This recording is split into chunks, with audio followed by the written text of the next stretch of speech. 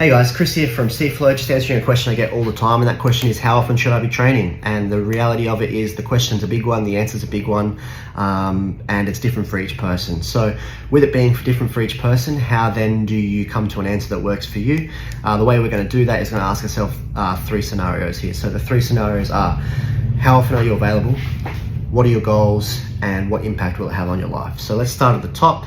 Your availability. Your availability will be how often you're working, how often you've got family commitments, and how often you've got commitments that are classified as other. So other could be other hobbies, other things you like to do, things you need to be doing, doctor's appointments, stuff like that, right? So consider your availability. How often can you get into the gym? And that will tell you a lot about if you have a choice in how much you can train or if you don't. So if you're working 60 hours a week full time and you've got a family, you might not have much of a say in how much you get into the gym. You might have to just kind of take what you can get at that point and it be good enough. That's fine, right? But your availability will directly correlate to how often you can get into the gym rather. Let's talk about your goals. So if your goals are to be the best jiu-jitsu athlete on the planet, you want to win world titles, you want to compete at ADCC, you want to do all this type of stuff, you'll probably need to be training 6-7 times a week and twice a day, maybe 3 times a day on certain days. That's just the norm for jiu-jitsu competitors and athletes at the moment, and it will only go up. So if they're things that you want to do, your goals will demand that you training 6-7 times a week, every single day pretty much, and multiple times a day. However, if you're just a hobbyist and you just enjoy jiu-jitsu and you just want to slowly chip away at it, you don't need to be in the gym 6-7 times a week, 5 times a week. You can get away with 1 to 3 sessions if you needed to. If your goals are to be a better defender of yourself and others, maybe you need to get in more than the hobbyist, right? Because self-defense is a long road, and if you want to get good at it, you need to spend time, right? So if that was the case, say you're a dad, you want to learn to defend yourself and your kids and your family better, maybe you get in the gym 3 times a week consistently, all right? So there you can see how each person's goals will directly translate differently into how often they should be getting into the gym and all that type of stuff. So availability and goals were the first two. The last one you need to consider, and it's just as important as the first two, is the impact it's going to have on you and others. So the impact it could have on you is not just physically, it can be mentally, and it can impact your relationships. So physically, if you increase your training volume, your body's going to feel it. Your body may well be able to deal with it, but it might not be able to. You're only going to find out by trying and listening to your body, okay? So your body will be impacted positively or negatively, whether you increase or decrease your training. That's just fact. The other thing that will be impacted is your mentality, right?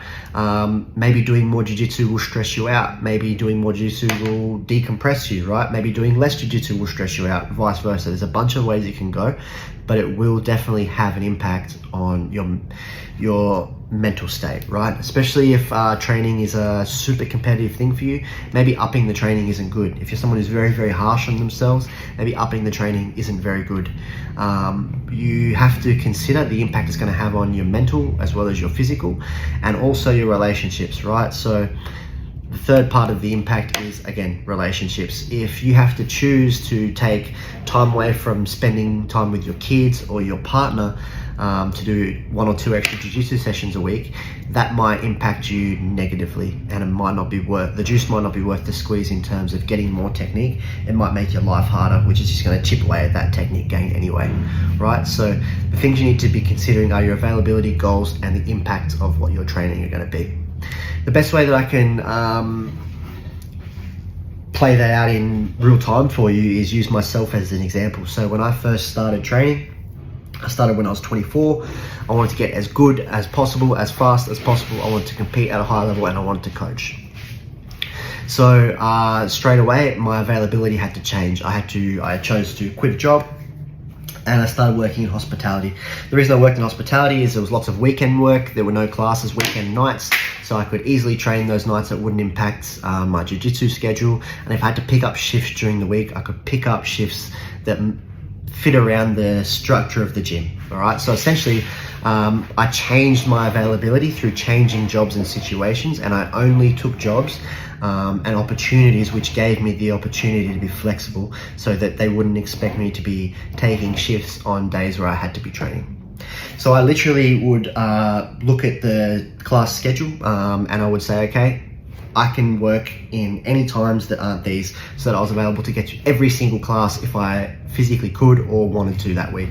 So the impact of that, right, it was that I wasn't working too much and I wasn't making too much money. That's the story of a lot of jiu-jitsu athletes or jiu-jitsu coaches, but that's just how it goes. So there you can see I've gone through the three things we were talking about. I had a look at my availability and I had a look at my goals. My goals needed me to be training a lot, so I had to change my availability.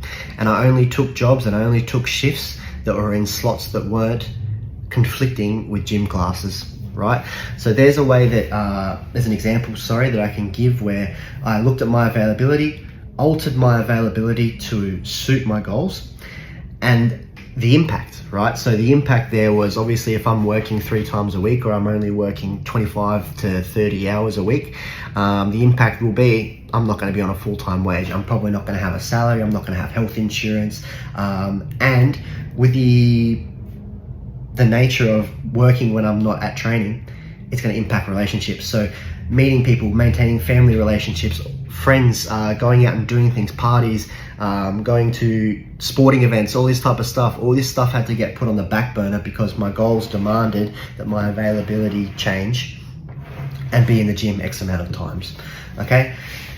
Again, that's not to say that the way that I did it is the best way to do it, but it's a very, very clear way where I had a look at my availability, structured my availability to fit my goals, and then was happy with the impact or willing to take the impact on the chin of those choices, all right? So understanding that essentially all these are just choices and you will be impacted in positive and negative ways no matter what choice you make.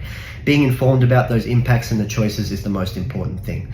When it comes to getting good at jiu-jitsu, you don't need to be in the gym 6 times a week. There's plenty of people at the gym that I train at. There's one guy in particular who trains once or twice a week and he's a freak. He's really, really good. People learn at different rates. If you're one of those lucky people who learns really, really fast, you can pick things up really, really quickly, maybe you don't need to be in the gym 5-6 times a week.